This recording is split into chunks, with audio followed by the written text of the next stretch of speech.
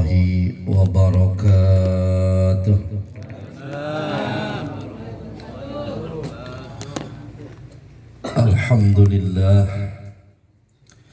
Alhamdulillahi rabbil aradin was samawat alladzi ja'ala al-mauta rahatan lil muslimin wal muslimat. Wassalatu wassalamu ala sayyidina wa maulana Muhammadin sayyidis sadat wa ala alihi wa ashabihi wa man tabi'ahu bi ihsanin ila yaumil hasarati wan nadamat, amma ba'du. Qala Allah ta'ala fi kitabihil karim, a'udzu billahi minasy syaithanir rajim. Bismillahirrahmanirrahim. Wa qadha rabbuka alla ta'budu illa iyyah wa bil walidaini ihsana. Wa qala an-nabiy sallallahu alaihi wasallam, man arada ayyamudda fi umrihi wa yuzada fi rizqihi falyabirra walidayhi. Wa qala aidan fi hadisin akhara, kafa bil mauti wa'iza wa kafa bil yaqini ghina wa kafa bil ibadati sughla. Sadaqallahul azim wa sadaqa rasuluhun nabiyul habibul karim. Wa nahnu ala dhalika minasy syahidin wasyakirin walhamdulillahi rabbil alamin. Akramtu bihadaratil mukarramin wal muhtaramin, wa khussu bi zikrihi al mukarram ayahanda Kiai Haji Ahmad Syarwani, al mukarram Manda Ustadz Haji Ahmad Jayani MMPD, Al-Mukarram Al-Ustadz Manda Haji Marhusin SPDI, Al-Mukarram Manda Ustadz Haji Ahmad Madinah, Al-Mukarram Ustadz Nurul Anwar SPDI, para tokoh masyarakat di lingkungan setempat, Bapak Ketua RW, ada ini Ketua RW belum datang, Ketua RT di lingkungan RW 07, alhamdulillah banyak yang hadir ya, serta Ketua Majelis Ta'lim Akhina Fillah Ustadz Ahmad Sayuti beserta pengurus, Bapak Ketua Rukem Manda Hasan Basri beserta pengurus,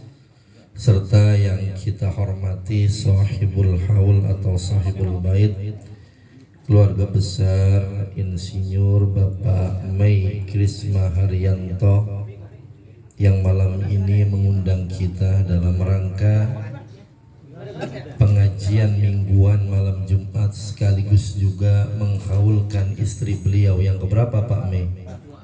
Yang kedua, yaitu almarhumah Ibu Meta Kurniati binti Haji Sahrani Jamhari. Kita doain mudah-mudahan almarhumah beserta keluarga besar yang dihaulkan, Allah ampuni dosa-dosanya, Allah tempatkan di surganya Allah Subhanahu wa ta'ala. Anak-anak beliau yang ditinggalkan, keluarga besarnya, semoga selalu dijaga, diberkahi dan diberikan kesabaran oleh Allah. Kita yang hadir pada kesempatan kali ini, insya Allah kebahagiaan keberkahan baik buat keluarga kita yang sudah meninggal maupun kita yang masih hidup di dunia. Para tamu yang hadir, baik dari luar Pengarengan dan sekitarnya, jamaah sekalian yang saya hormati, syukur alhamdulillah kita panjatkan kepada Allah atas segala nikmatnya. Salawat dan salam semoga selalu tersampaikan kepada teladan kita, baginda Nabi Muhammad sallallahu alaihi wasallam. Mudah-mudahan kita termasuk umatnya yang istiqomah dalam menegakkan sunnah-sunnahnya. Jujur Pak, saya terus terang ini baru tahu di sini kalau disuruh ngisi. Ini kayaknya udah hampir sebulan ini guru kita nggak buka kitab ya. Saya ingat dari Mang Guntur 40 hari, kemudian kemarin juga 100 hari Wak Tamimah. Saya pikir sekarang ini baca kitab guru kita. Makanya saya datang tadi duduk pelangga-pelangga aja udah. Katanya haul begitu. Saya mau ngomong kalau saya suaranya baru rada mendingan Pak, ya. Dari kemarin saya serak sampai ikut besan juga. Saya kemarin nggak bisa saya bilang. Alhamdulillah baru mendingan. Sebabnya apa? Saya kemarin malam Selasa diajak acara di Tambun Selatan guru. Itu lewat saya baru tahu masa. Lewat pinggir tol Cibitung, ternyata di situ banyak angkringan remeng-remeng ya. Bener ya? Saya baru tahu bener Bang Haji Juki. Namanya dijemput kita malam-malam, temen acara lewat mana? Cibitung nih katanya pinggir jalan. Saya lewat, suara saya lagi serak banget. Ntar ada angkringan Ustadz katanya di situ. Saya bilang boleh dah kita minum. Apaan angkringannya? Habis anget-anget keringetan katanya Pak begitu. Itu merempah-rempah kayaknya ya. Habis merem-merem dikasih upah. Banyak ternyata ya. Saya tanya udah lama itu? Udah lama banget. Ya Allah, akhirnya apa? Saya kagak jadi pulangnya lewat situ. Takutnya spion belok kanan repot ntar saya bilang. Doain biar sehat ya buat guru-guru kita semuanya. Hadirin jamaah sekalian yang dirahmati Allah. Malam ini saya yakin kalau bicara bab haul mah ini udah hatam ya. 3 kali udah dibahas haul kemarin tuh tiap minggu sama guru-guru kita yang lainnya. Saya hanya sedikit mengambil satu momen di sini bahwa almarhumah Ibunda Meta Kurniati binti Syahroni ini sudah meninggalkan Pak Mei ini hampir 2 tahun, betul ya? Dan sampai sekarang Pak Mei ini masih sendiri, benar apa kagak? Benar ya? Ya Allah, hebat Pak Mei ya. Ini yang namanya laki-laki setia, benar apa kagak? Model Farid mah ini kagak bisa kayaknya begini. Benar ya? Pak, kalau saya tanya, siapa makhluk Allah terkuat terhebat di muka bumi ini? Jawab apa jawabannya kira-kira? Hah? Siapa makhluk Allah? Makhluk Allah itu banyak kan? Masya Allah makhluk. Selain Allah itu makhluk. Kalau kita tanya siapa makhluk Allah yang terhebat di muka bumi, jawabannya kita umatnya Nabi Muhammad sallallahu alaihi wasallam. Kalau kita ngaji dalam kitab Durratun Nasiin digambarkan taharrakatil ard. Ketika Allah menciptakan bumi, bumi itu goyang kagak mau berhenti kan begitu. Ditaruh gunung di atasnya. Gunungnya kemudian taruh, bumi berhenti sampai malaikat bilang, "Oh, ini makhluk Allah yang paling hebat." Terus turunannya panjang itu, ada angin, ada api, ada besi, ada air, ada angin, sampai malaikat bilang, "Itu makhluk Allah yang paling hebat." Ternyata kata Allah, bukan. Siapa? Kalau ada umatnya baginda Nabi Muhammad sallallahu alaihi wasallam yang ia bersedekah, itulah umatnya Nabi Muhammad, makhluk yang paling hebat di muka bumi itu. Berarti siapa? Kita. Ntar dulu apa kalau tawarin aja ya. Ntar buru pulang nih buru-buru ini. Itu ngomong-ngomong Pak, di dalamnya ada pisang goreng itu dibuka. Ntar nungguin lagi, mana snacknya belum datang. Itu udah sekaligus itu kan ya tuh Inwan ya. Cuman karena sayang sama bini ini rata-rata buat bawa pulang kayaknya ya. Makan aja bang, ya ilah. Biasanya ntar bawa pulang, gitu. Lalu pertanyaannya, di antara makhluk Allah manusia ini ada laki-laki, ada perempuan. Pertanyaannya, di antara laki-laki dan perempuan siapa yang paling kuat? Saya tanya. Lanang apa wadon bang? Watan wadon apa lanang? Tuh ngaku nih, kalau di kasur pada KO mulu jangan-jangan ya. Ngaku dah, pokoknya lanang maleor banget, udah kan begitu ya Mang Basri ya. Iya. Ternyata memang survei membuktikan Pak. Kalau kita kaji, kita baca, kita buka, ternyata angka kehidupan perempuan itu jauh lebih panjang ketimbang laki-laki. WHO sudah menyebutkan tingkat kehidupan laki-laki itu hanya 60% dibandingkan dengan perempuan 70% harapan hidupnya.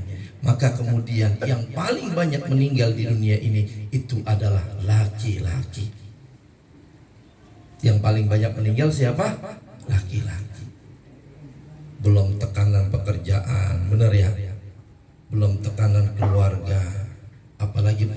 galak banget di rumah, makin ditekan terus, habis lama-lama stres, jantungan, mati Pak. Oh itu kan cuma survei Ustaz, bukan.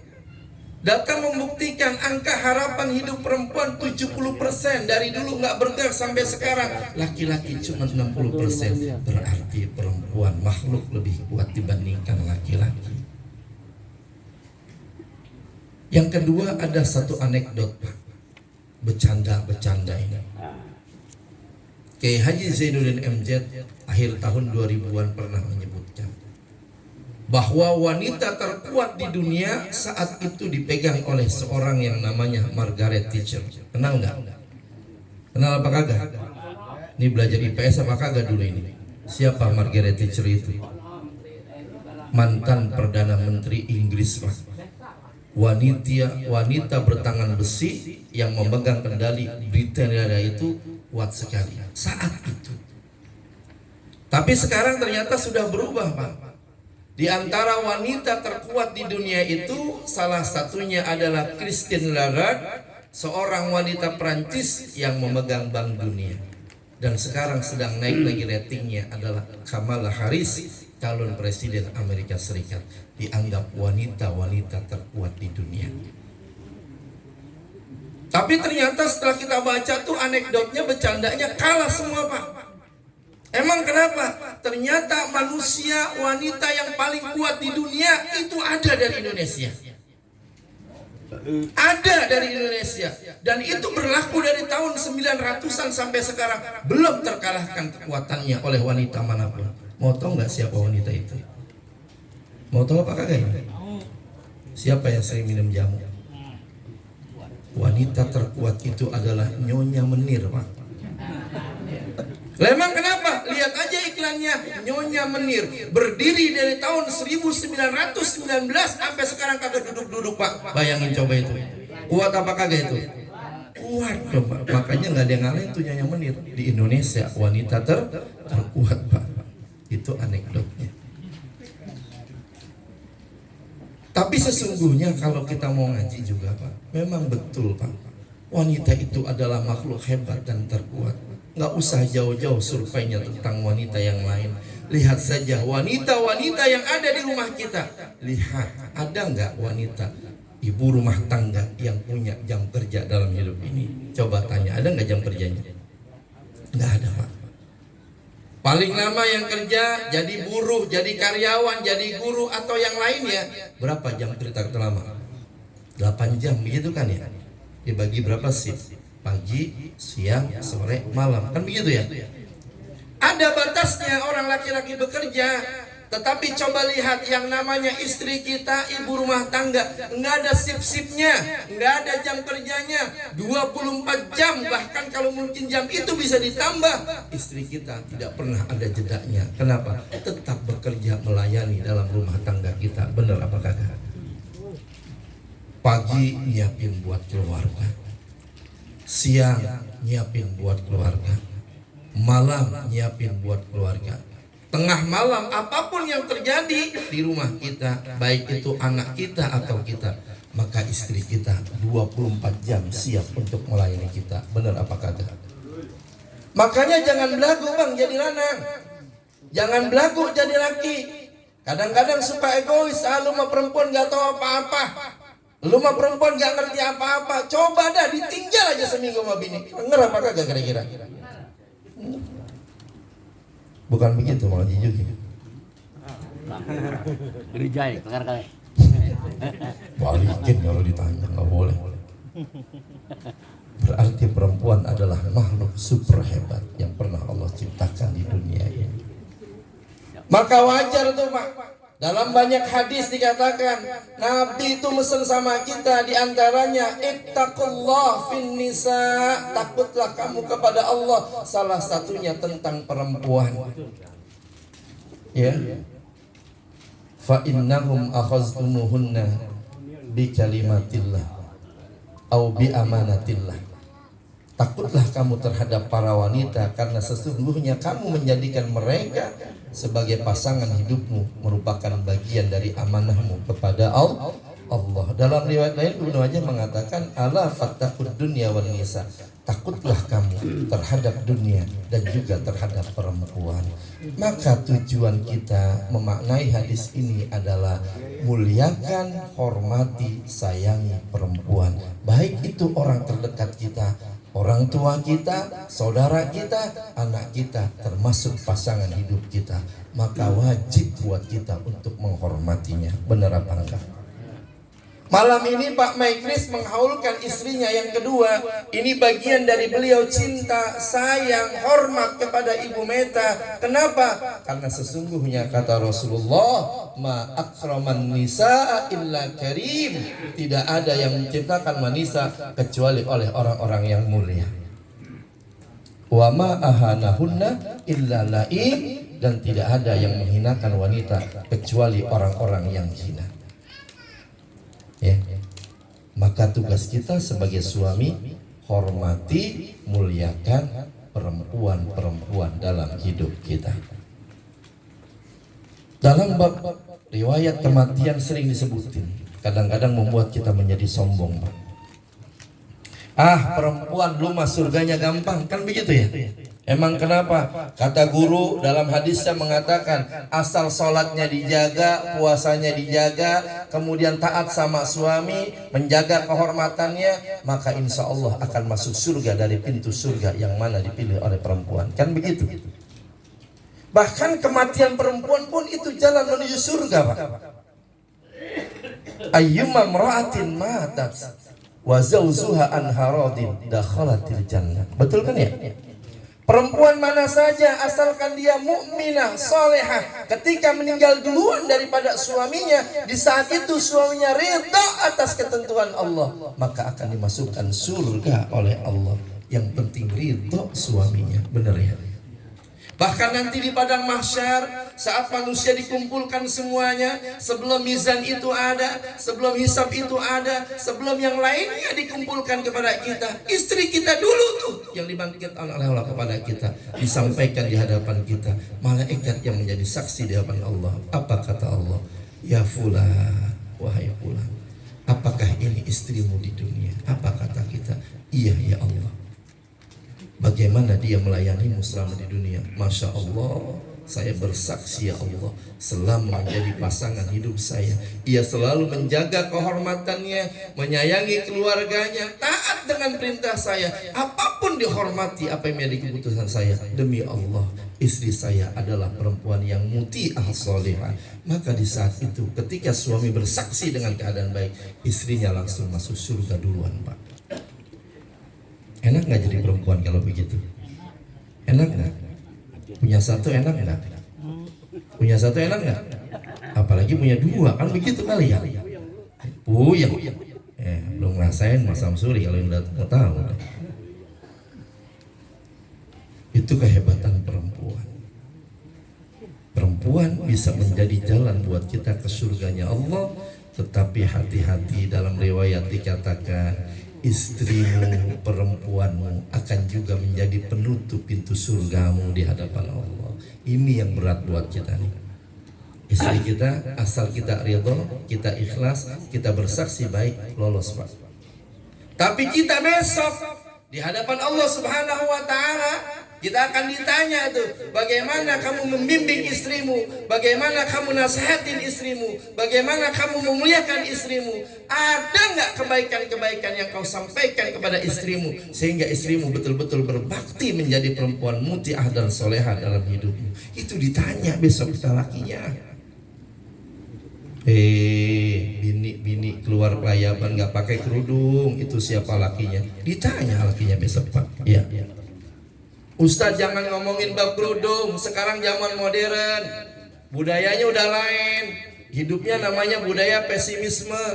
Ya, ada lagi yang disebut dengan istilah apa sekarang? Budaya serba longgar, serba boleh. Iya, karena zaman modern. Coba zaman dulu dah tuh, zaman bapak-bapak 70-an, 60-an.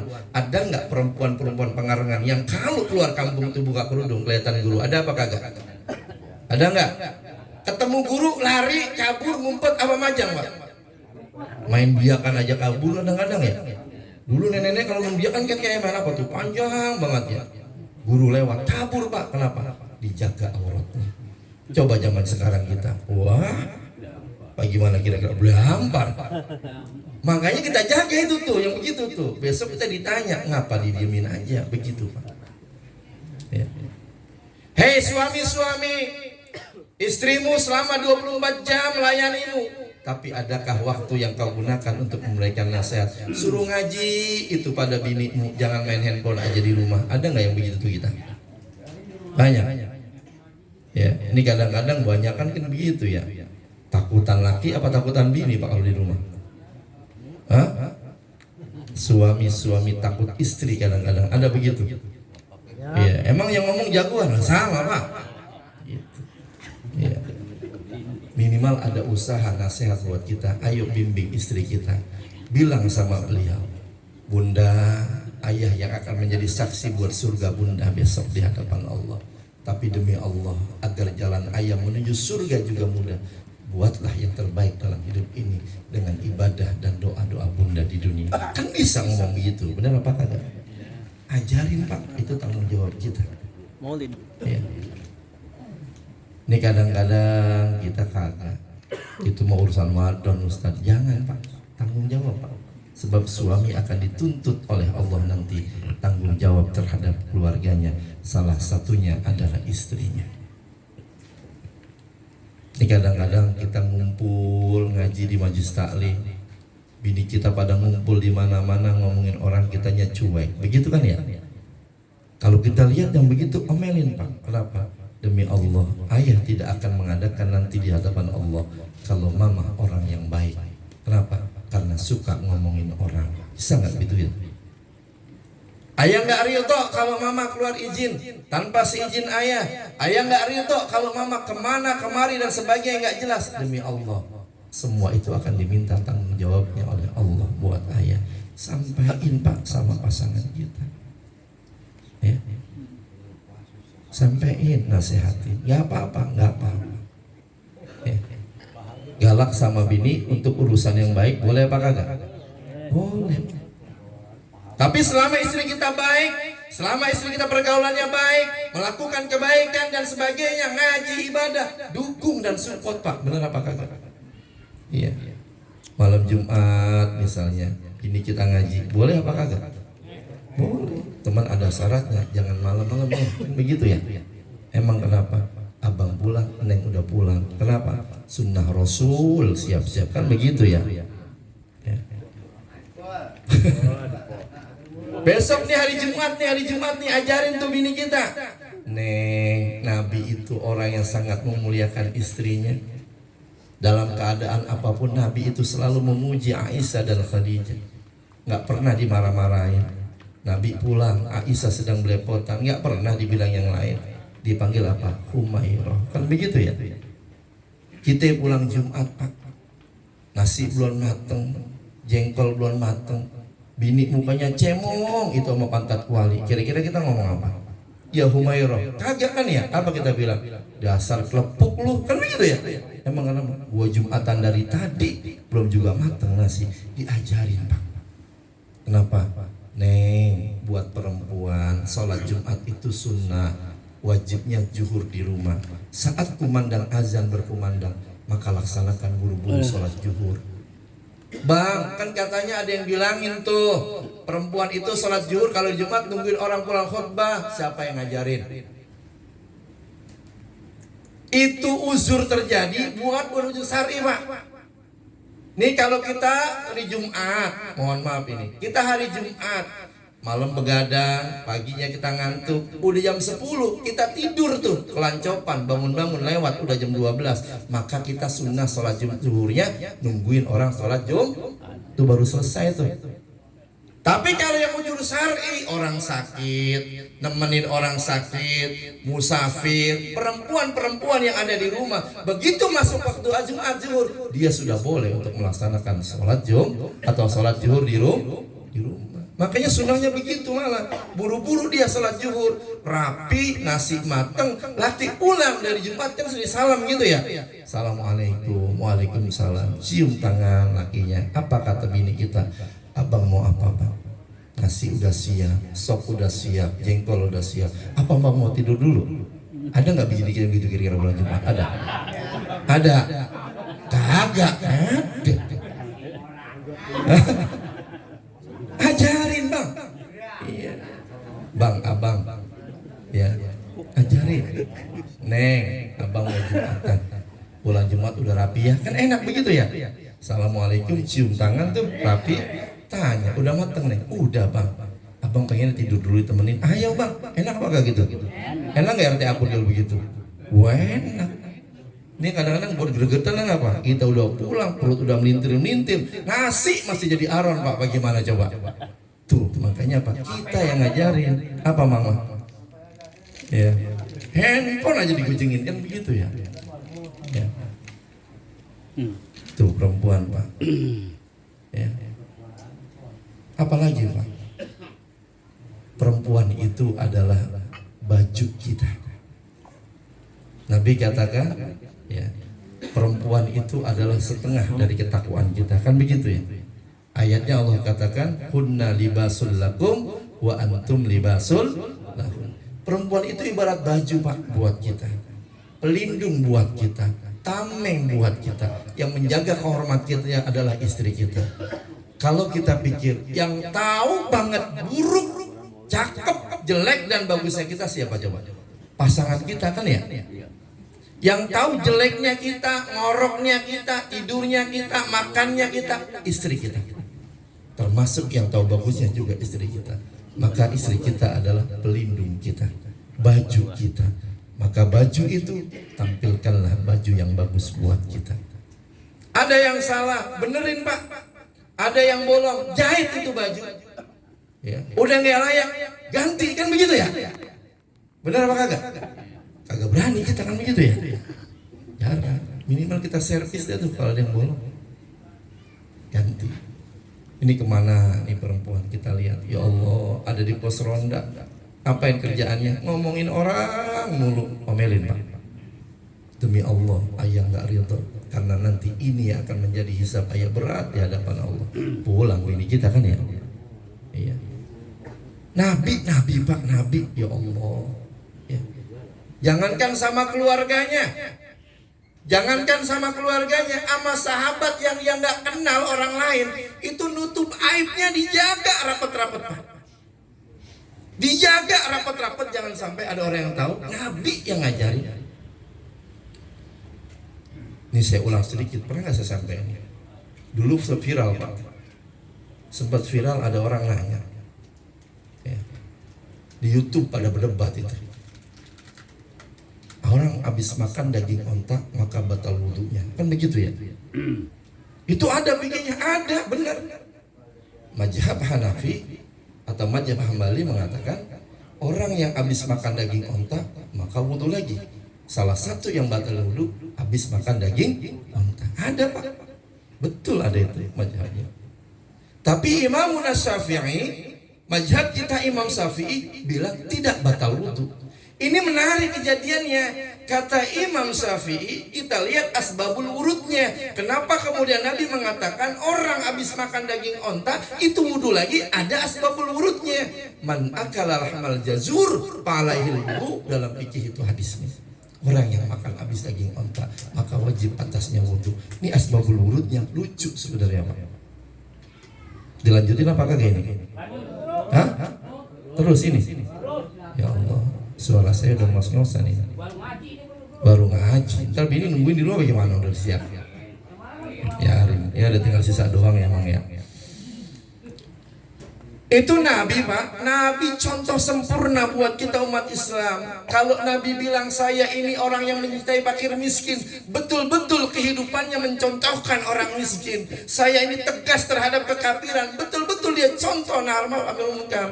Nabi itu orang yang betul-betul contoh sempurna buat kita. Nabi jarang makan karena Nabi cinta sama orang miskin pak.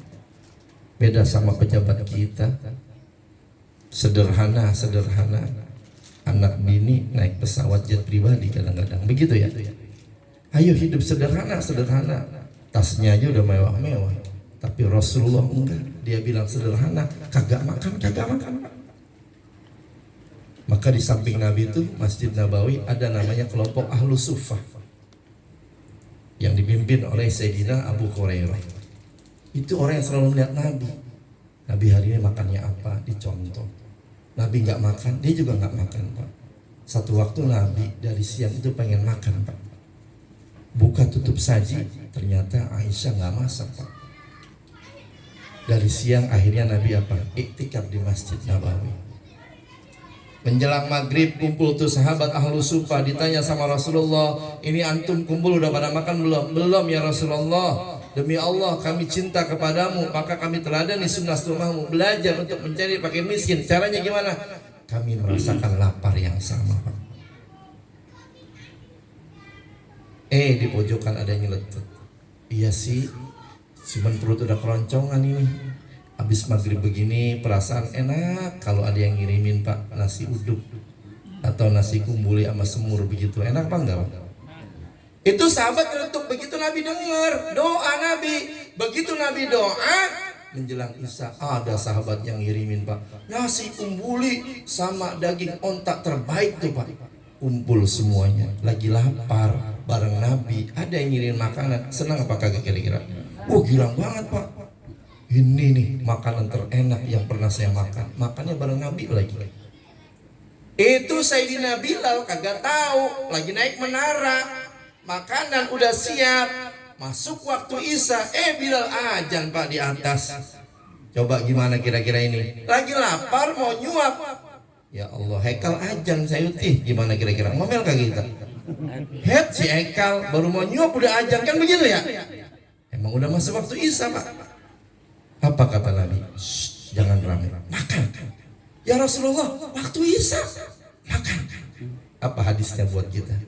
Ijazatama'a bainal asya wal isya quddimal asya. Itu jadi hadis buat kita. Apabila makanan sudah siap rapi di meja makan, datang waktu Isya, duluin makan, Pak. Lebih baik ingat makan, lebih baik makan ingat sholat daripada sholat ingat makan. Maka bisa praktek ini begini nih ya. Begitu ajan bini kita suruh goreng telur begitu. Lalu pas makan dibilang sama guru, kok kagak sholat? Kemarin guru. Apabila waktu Isya datang, ya makan malam ada, makan malam kita. Itu masalah, Bang. Ini mah nggak disetting, udah rapi. Kata sahabat, makan ya Rasulullah, makan. Coba Bilal turun makan bareng. Orang lapar dari siang belum makan. Menunya kumbuli sama daging onta terlezat. Kira-kira makannya lahap apa kagak, Pak? Bareng Nabi, Pak. Tapi kata Sayyidina Umar di samping habis makan dia bilang begini sama Sayyidina Abu Bakar, ya Abu Bakar, baru ini masa saya makan nasi kumbuli daging onta, kok baunya kayak telur busuk ya? Begitu, Pak. Abu Hurairah nyetuk juga, iya nih kayak jengkol basi, begitu, Pak. Lagi makan enak-enak, rupanya ada sahabat yang kentut buang angin, Pak. Tuh coba itu. Kalau kentutnya bunyi bersuara, rata-rata kagak bau kan ya? Ini yang bahaya, suaranya kagak ada, gasnya nyampe ke hidung. Nah ini yang bahaya ini. Itu semua jamaah pada bingung, Pak. Ya Allah, ini songong banget ini sahabat ini. Siapa orangnya ini? Lagi makan enak-enak dia kentutnya bau banget lagi, Pak. Ini lagi kumpul di majelis begini sama guru nih, kira-kira ada yang kentut, kita kata apa kira-kira ini, Pak? Wah Allah, makan topok kali bocah, kan begitu ya? Bau banget, Pak. Itu kata Sayyidina Umar bilang begini, biarin. Sayyidina Abu Hurairah, emang apa? Dia ini makan kagak ngaku. Kita tanya, lu kentut ya? Kagak. Lu kentut ya? Kagak. Saya bilang kentut, kan gak ada ngaku kan ya? Makanya kalau bab kentut kagak ngaku emang dari dulu lah, Pak, begitu ya. Udah ada dari dulu. Itu pada main tunjuk-tunjukkan, kagak, bukan saya. Kata Sayyidina Umar, biarin Abu Hurairah. Ntar kan kita abis ini sholat Isya nih ya, bener ya? Abis ini kita sholat Isya. Kalau makan kagak pakai wudu nggak ada masalah. Tapi kalau sholat Isya wajib wudu apa kagak? Wajib. Makanya ntar gua tungguin tuh di depan pintu masjid. Yang keluar dia pasti orangnya. Begitu, Pak. Kan begitu ya? Pokoknya kita ikat kakinya nih orang, songong bangetnya, Pak. Makan lagi enak-enaknya bareng Nabi, dia kentut bawa banget lagi. Tuh, Pak, udah nungguin tuh Abu Hurairah. Ya, kanan Sayyidina Umar, di kiri Abu Hurairah. Ini melototin aja siapa nih yang bangun ya. Pokoknya ikat gejut kakinya nih, begitu. Itu yang kentut, Pak, udah gak enak makan, Pak. Bagaimana coba kalau begitu, Pak? Yang kentut udah gak enak makan, mukanya merah, gerah banget. Ya Allah, saya malu banget. Nabi tahu Pak siapa orangnya. Nabi paham siapa orangnya. Begitu selesai makan, apa Nabi bilang? Wahai ashabi, wahai sahabat-sahabatku, man akala lahmal jazur, siapa yang makan daging onta? Angkat tangan semuanya. Man akala lahmal jazur, siapa yang makan daging onta barusan? Saya Rasulullah, semua angkat tangan. Man akala lahmal jazur fa alaihil wudu. Siapa yang baru saja makan daging onta, maka wajib atasnya wudu lagi. Itu Sayyidina Umar langsung ngomong, ya Rasulullah, saya masih punya wudu demi Allah. Abu Bakar juga ngomong, ya Rasulullah, saya masih punya wudu. Abu Hurairah di pojokan, saya masih punya wudu ya Rasulullah. Kata Rasulullah, saya juga akan wudu. Demi Allah saya akan wudu. Itu yang kentut Pak, langsung gimana kira-kira? Alhamdulillah. Apa maksud ini Pak? Nabi paham betul. Kalau sampai ketahuan itu sahabat namanya siapa, itu viralnya bukan setahun 2 tahun Bang. Itu dicatat dalam riwayat di kitab hadis kan ya. Fulan bin Fulan adalah orang yang saat makan bareng Nabi dia kentut, namanya tersebar Pak, kitabnya ada. Repot apa kagak itu? Tapi Nabi enggak. Apa kata Nabi? Wudu semuanya. Wudu tuh sahabat. Saya dengar pelangga-pelong, udah siapa nih orangnya ya? Wudu semuanya Pak. Ya, enggak ketahuan. Tapi di akhir salat Nabi bilang, "Wahai ashabi, wahai saudaraku, man satara uyuban nas bid dunya, satarahullahu uyubahu bil akhirah." Wahai sahabat-sahabatku, sadarlah dirimu, siapa yang selalu menjaga keburukan-keburukan, aib-aib saudaranya, temannya, masyarakatnya di dunia ini, dia jaga, dia anggap ceritain, dia umpetin tuh. Nanti di akhirat aib-aibnya akan ditutup oleh Allah Subhanahu wa ta'ala. Beda gak sama kita? Beda Pak. Kalau kita yang namanya aib kita omong. Pokoknya guru istilah reportasi itu bad news it's good news, kan begitu ya? Berita buruk itulah berita yang paling bagus. Kalau nggak pirang nggak resep, itu kita Pak. Tapi Nabi sampai dijaga. Orang yang menjaga keburukan-keburukan saudaranya di dunia, dia tahu Pak, nanti akan ditutup keburukannya oleh Allah di akhirat. Ini ajari nih sama keluarga kita, istri kita. Ya, jangan asal ngomong, jangan mau mengkonsumsi riba yang